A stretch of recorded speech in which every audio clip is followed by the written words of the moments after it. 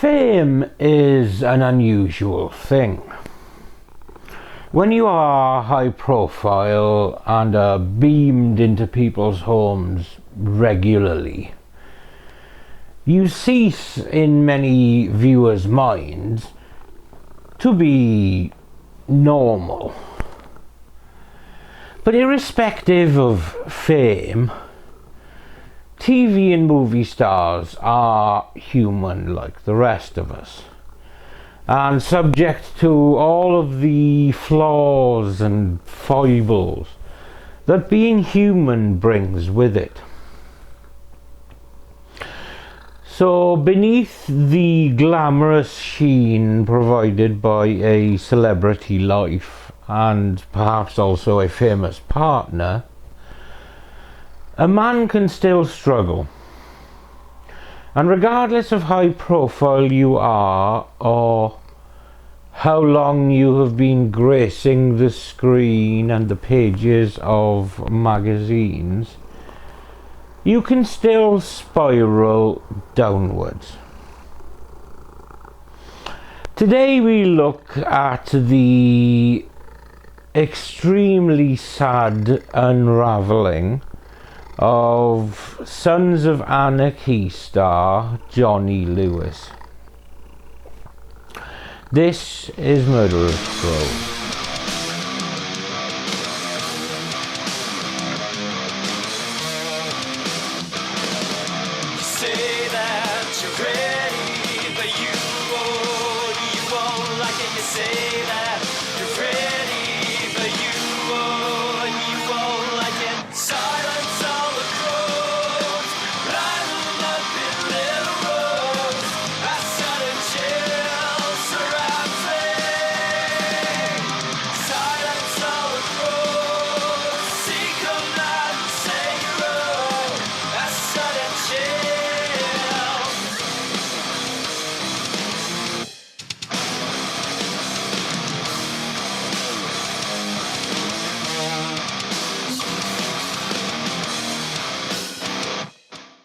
Johnny Lewis had a normal childhood.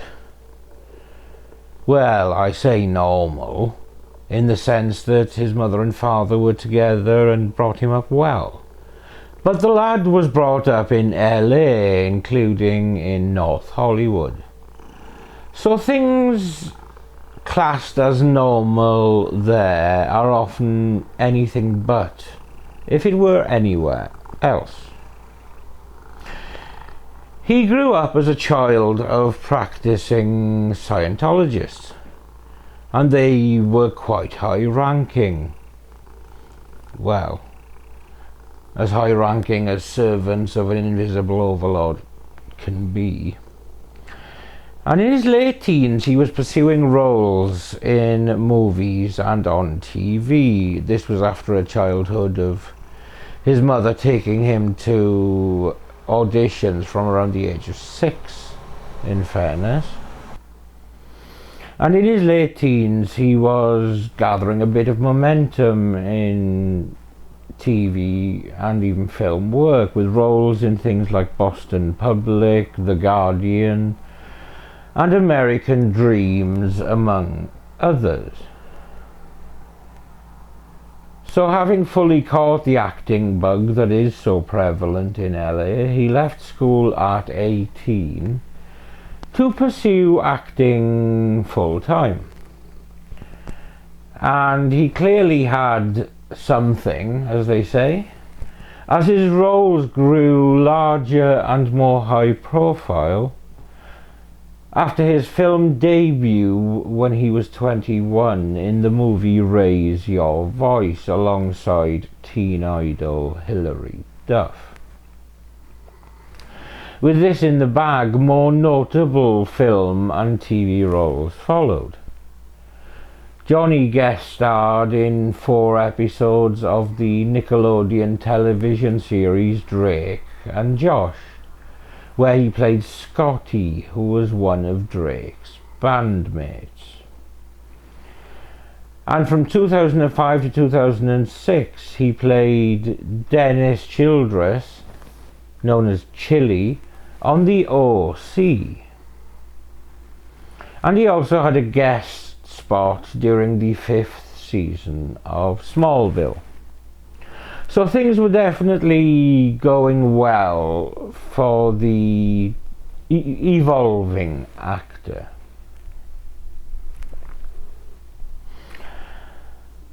During this time, as he had been during his childhood, he was a practicing Scientologist. As I said, his parents were high-ranking, and they had attained the highest available level within the Church of Scientology, called Operating Thetan Level 8, or OT8. Great! What the fuck does that mean? I'm guessing it was more to do with the amount of money they spent and how brainwashed they were, than necessarily how gifted or enlightened that they were. But then maybe I'm just a cynic. Lewis starred in Scientology training films and also endorsed the Scientology drug rehabilitation group called Narconon.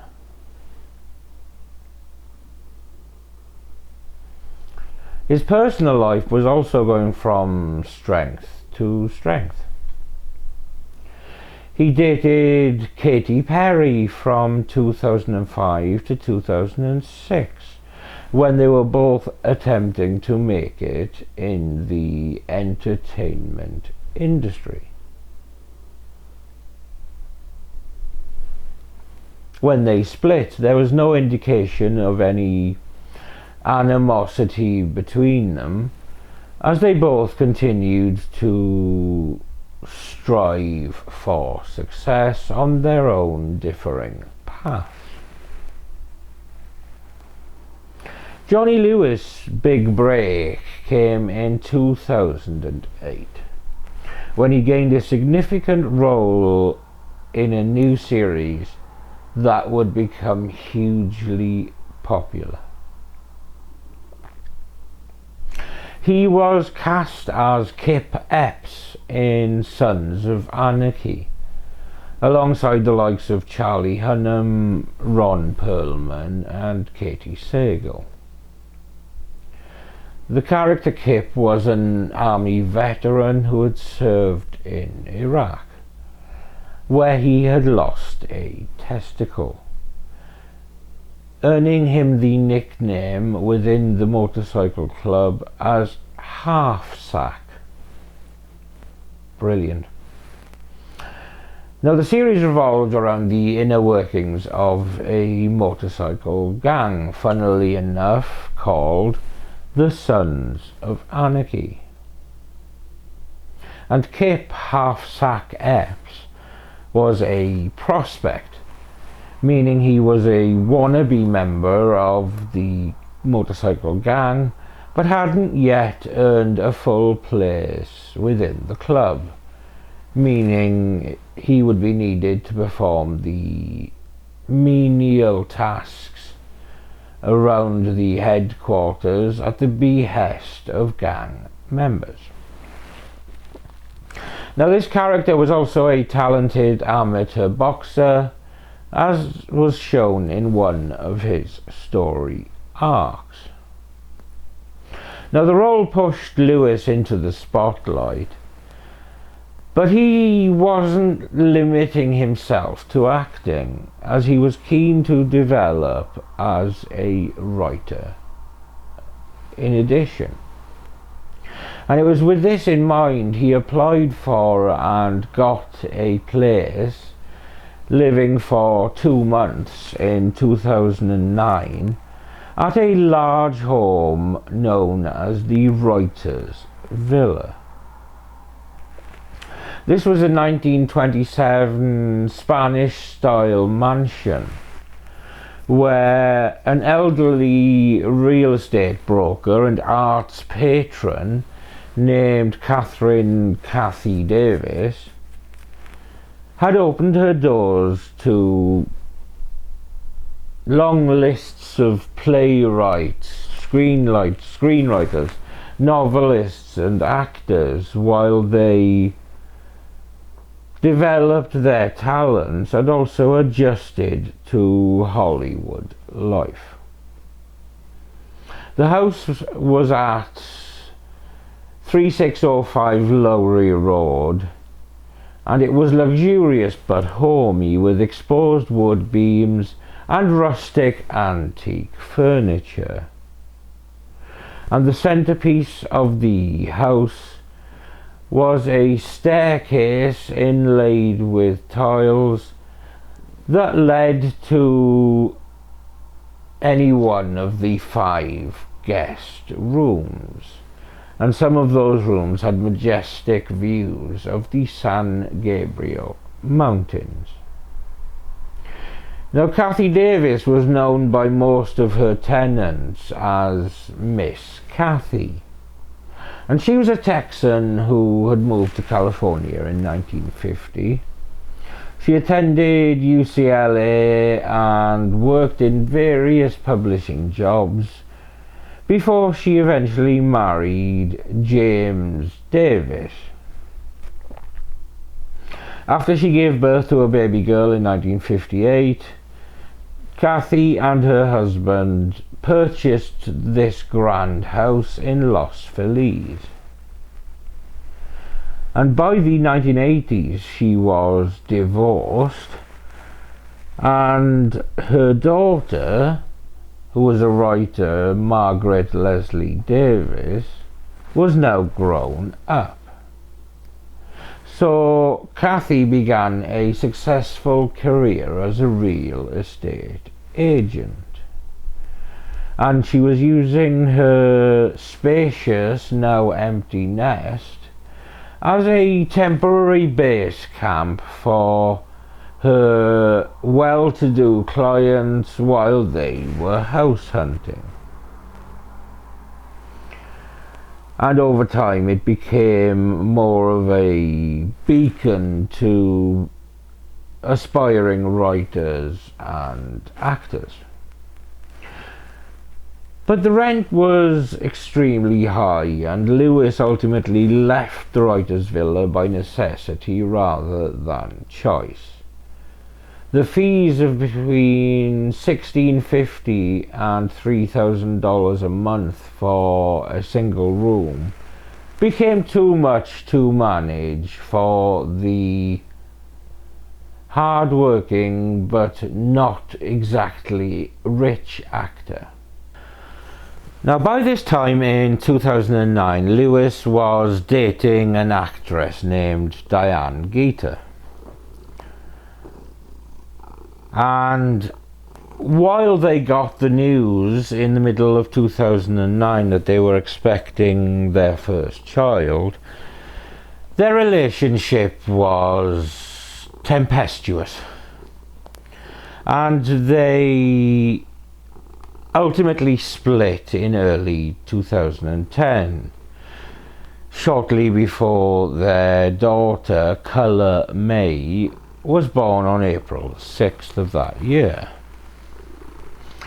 In wanting to successfully co-parent, they tried to share a home so they could both be present for their daughter. But tensions remained high, and of course this is never a good environment for a child to be raised in. Lewis eventually moved out, and it was around the same time that he decided to leave Sons of Anarchy after 2 seasons. While the usual trope of creative differences between Lewis and showrunner and creator Kurt Sutter was widely reported, It seemed that Lewis was uncomfortable with the level of gratuitous violence the show seemed to be glamorizing. Now, this will turn out to be massively ironic when we look at the tragic aspects of Johnny Lewis's story later on. Following his leaving the show, where his character was killed off, Kurt Sutter addressed the killing off of Johnny's character shortly after it had happened on the show, with him saying, "I know people are going to be pissed off about the half-sack thing. I will tell you that I've been having conversations with Johnny Lewis all season, and Johnny wasn't happy on the show. Creatively, he really wanted out of his contract. We had ongoing conversations, and we decided we'd find some noble way for him to go.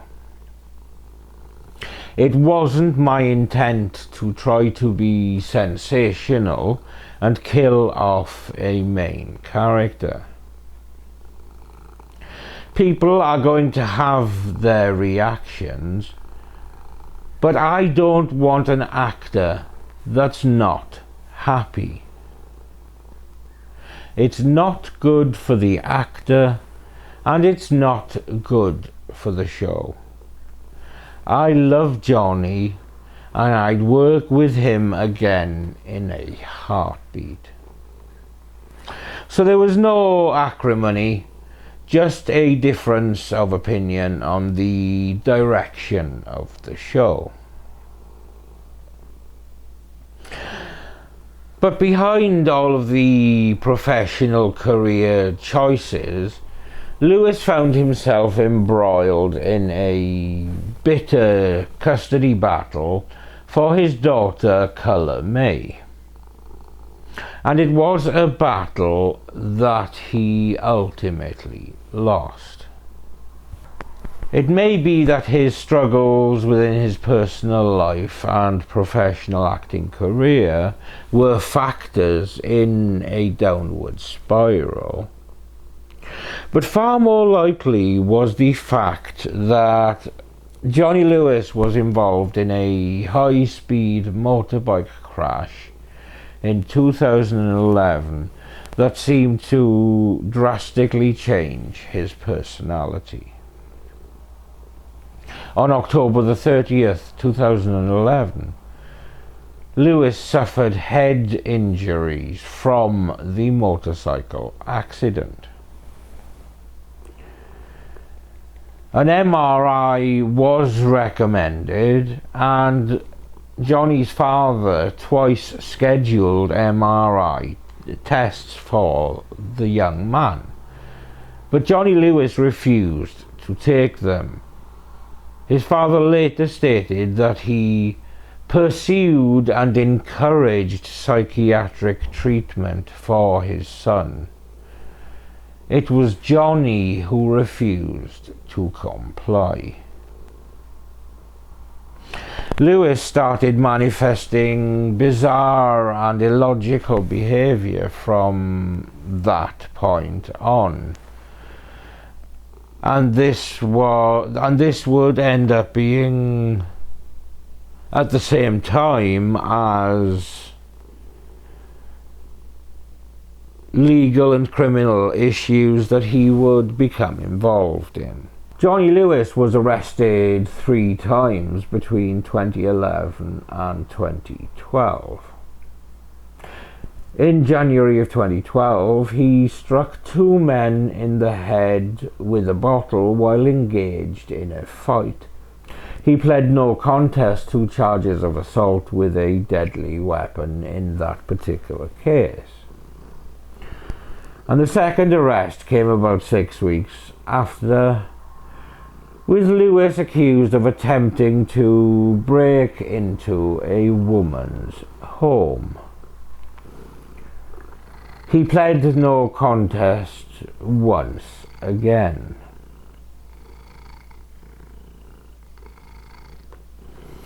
When considering the cases, a probation official expressed that he was very concerned for the well-being of not only the community, but that of the defendant, with this official stating that Lewis suffered from mental health issues as well as chemical dependency, and that he would continue to be a threat to any community he may reside in. So alarm bells around Johnny's behaviour and how he presented were obviously evident at this time. But sadly his condition continued to deteriorate. Johnny Lewis made multiple suicide attempts. He experienced heightened sensitivity to light. He disabled his parents' fuse box. He physically assaulted someone in a yogurt shop. He walked into the ocean while fully clothed. Whether this was a suicide attempt or not, we do not know. And of course he also attempted to break into a woman's apartment, as we touched on earlier. Now Johnny Lewis' family and his attorneys pushed for rehab for marijuana addiction in an attempt to avoid any sort of trial. When counsellors observing Lewis rejected this, they pursued rehab for alcoholism instead. In August of 2012, Lewis was well enough to be granted provisional outpatient status after agreeing to be detained on the basis of time served. He was assured that he would likely just spend a couple more days in jail.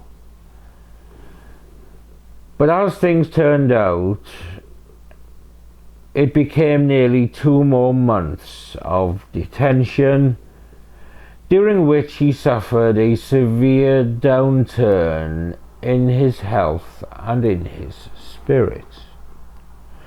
But Lewis was ultimately released from jail on September the 21st, 2012. In an attempt to address his low and erratic moods, he returned to the place he had felt most accepted and at peace, that being the writer's villa.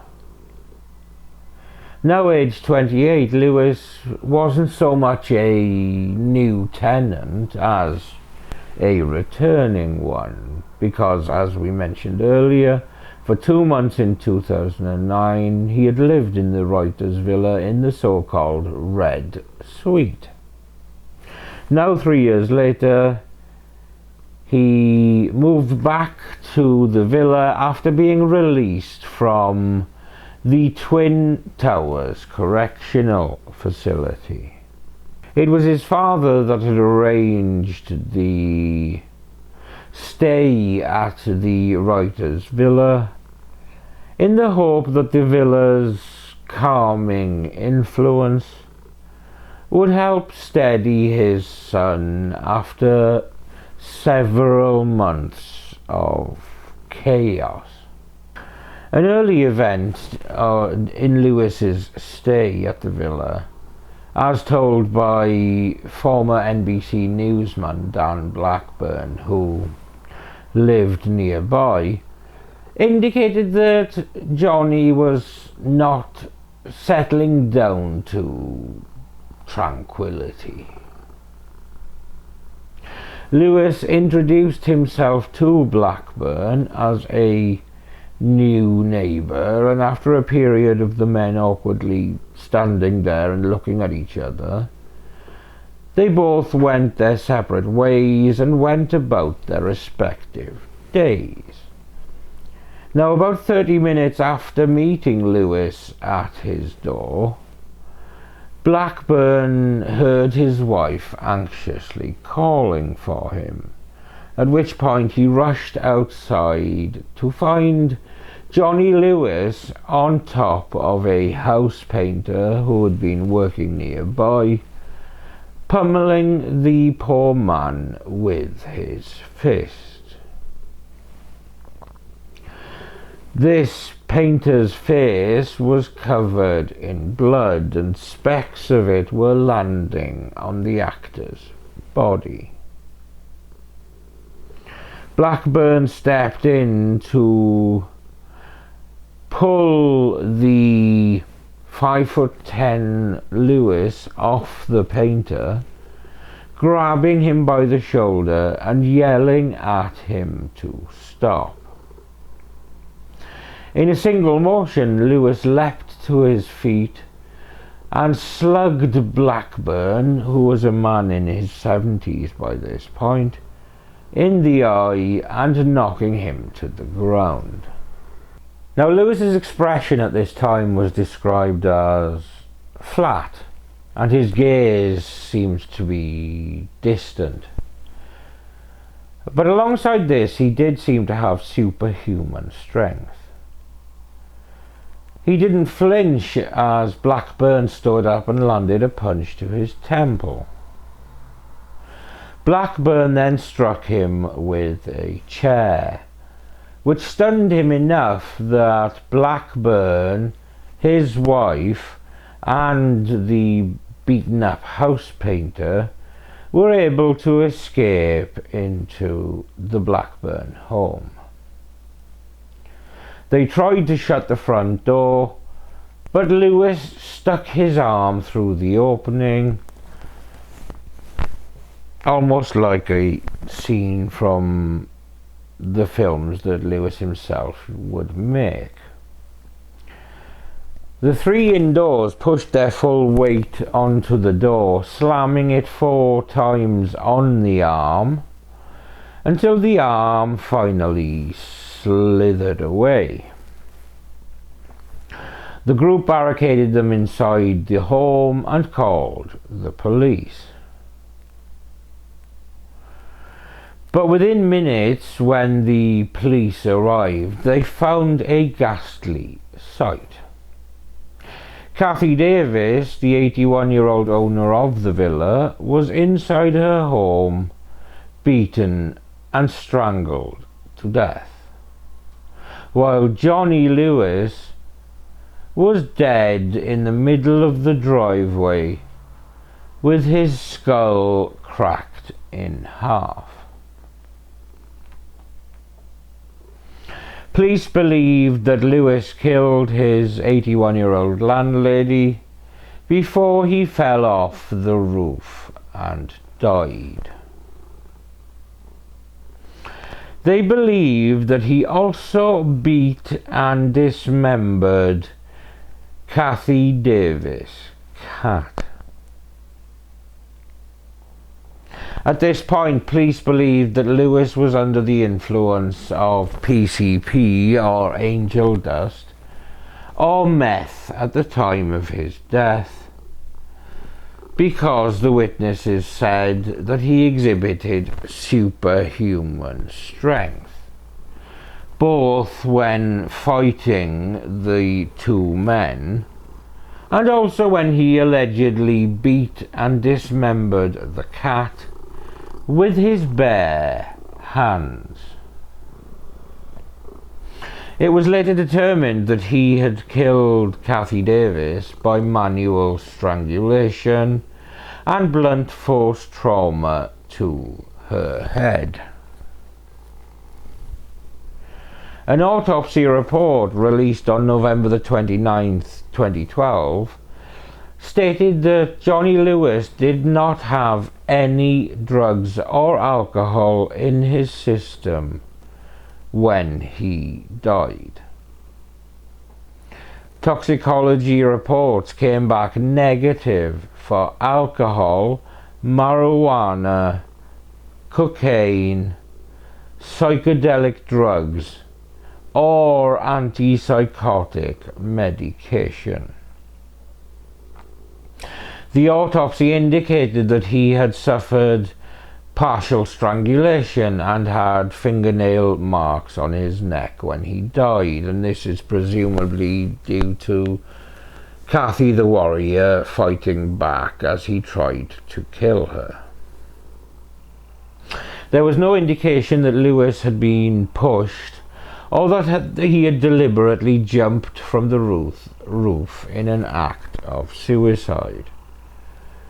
It was deemed to be a fall, and his death was ruled accidental. So there would be no justice in the legal sense for Kathy Davis. But still we had 2 lives, and 3 if you include the cat, that were senselessly lost. A shocking murder mystery out of Hollywood that ended up with up-and-coming TV actor dead. Johnny Lewis starred in the show Sons of Anarchy, and officials say he went on a violent rampage, allegedly killing his landlady and then himself. Was a designer drug behind all of it? Well, ABC's David Wright has the latest now from Los Angeles. David.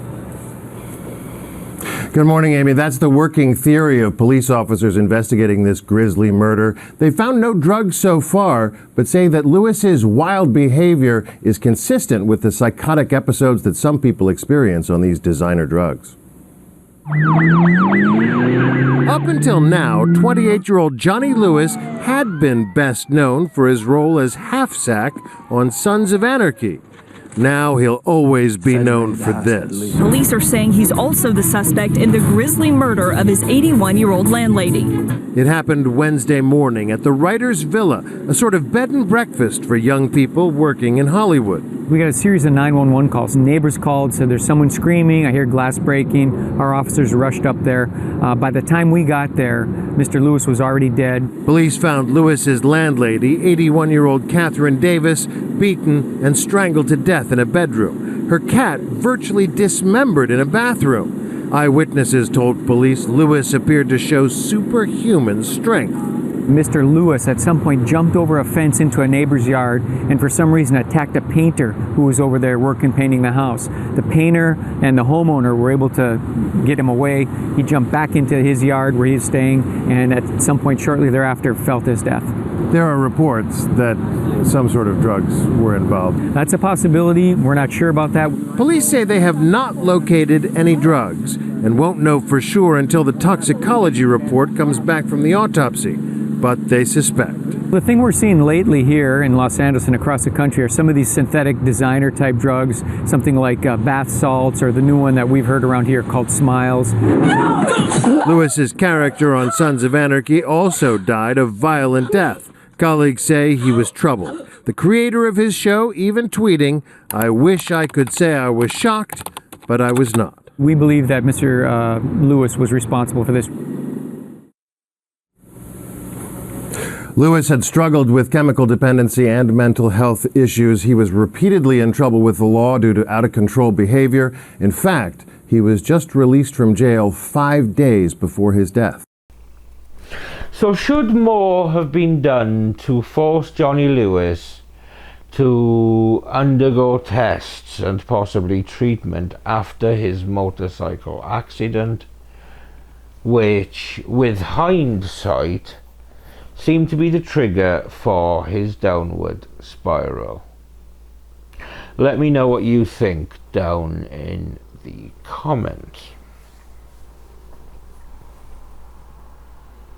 Johnny Lewis' family has spoken out about his history of untreated head trauma, leading some to speculate that he developed a psychological disorder, which in turn led to his sudden bouts of violence. In the wake of his death, Sons of Anarchy creator Kurt Sutter tweeted, "It was a tragic end for an extremely talented guy who unfortunately had lost his way. I wish I could say that I was shocked by the events last night, but I was not. I am deeply sorry that an innocent life had to be thrown into his destructive path. Yes, it's a day of mourning, but it's also a day of awareness and gratitude. Sadly, some of us carry that message by dying." Kayla Ewell, who appeared on The OC with Lewis, wrote on Twitter, "The Johnny Lewis I knew was a charismatic, captivating guy. Let's remember the good times. R.I.P."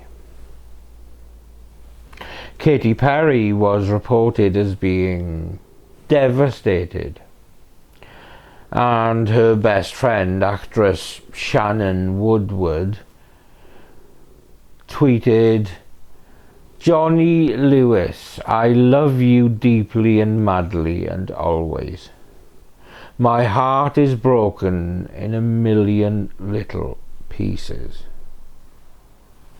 With her adding, "Johnny Lewis was one of my best friends.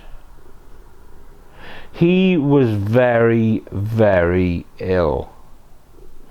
His actions were a despicable result of that. It was not who he was." As for Kathy Davis, she was referred to as a Hollywood legend and near saint to struggling actors. She was a caring benefactor who generously opened rooms in her home to the showbiz wannabes that were drawn to Tinseltown.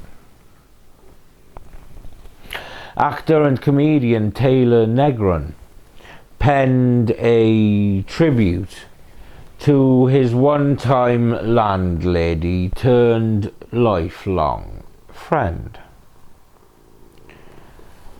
Negron, at the age of 24, had moved into Davis's so-called writer's villa, but the villa had also graced Val Kilmer, Parker Posey, Thomas Jane, Paula Poundstone, Chris Parnell, and many, many others over the time that it was running. George Clooney even partied there at one point. And in his tribute, Negron wrote, "Over time, I stayed in every room in the house and became a part of that household, made up of equally eccentric types that came to Lowy Road to stay while in artistic transit or retreat. Kathy was always catering meals for us from local restaurants. And long after I moved out, I would attend these long dinners on her flagstone terrace, where you would meet Dutch movie stars or possibly violin soloists from Japan. Actors and writers put their best face forward, as Kathy demonstrated to them that their dreams were not far from reach.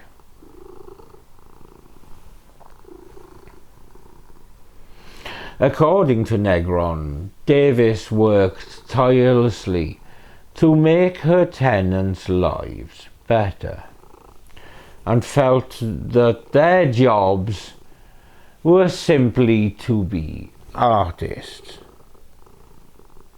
We must all keep telling stories of her generous spirit and of her magical villa. But that was the story of the unravelling of a man who had yet to reach his full potential as an actor, and also as a writer. It seems likely that head trauma from his motorbike accident did more long-term damage than was first thought. Johnny's parents tried to help him, but he resisted. So should he have been hospitalized without his consent? As his condition deteriorated, there is a strong case that perhaps more should have been done, but then hindsight is always 20/20. Irrespective of all of that speculation, 2 people and a cat died, and more people were injured during Johnny Lewis's downward spiral. So however well you appear to be doing on the silver screen and in magazine column inches, you can still struggle with your mental health. But it is okay to ask for help. This video is, of course, dedicated to Kathy Davis. But rather than seeing her killer as one of my many notable cockwombles, I have sympathy for Johnny Lewis, but it was his own resistance to help and treatment that ultimately killed him, a harmless elderly lady, and a defenseless cat. Thank you for watching another episode of Murder of Crows. I'm Steve. This orange purr monster is Samson. And we will see you when we see you.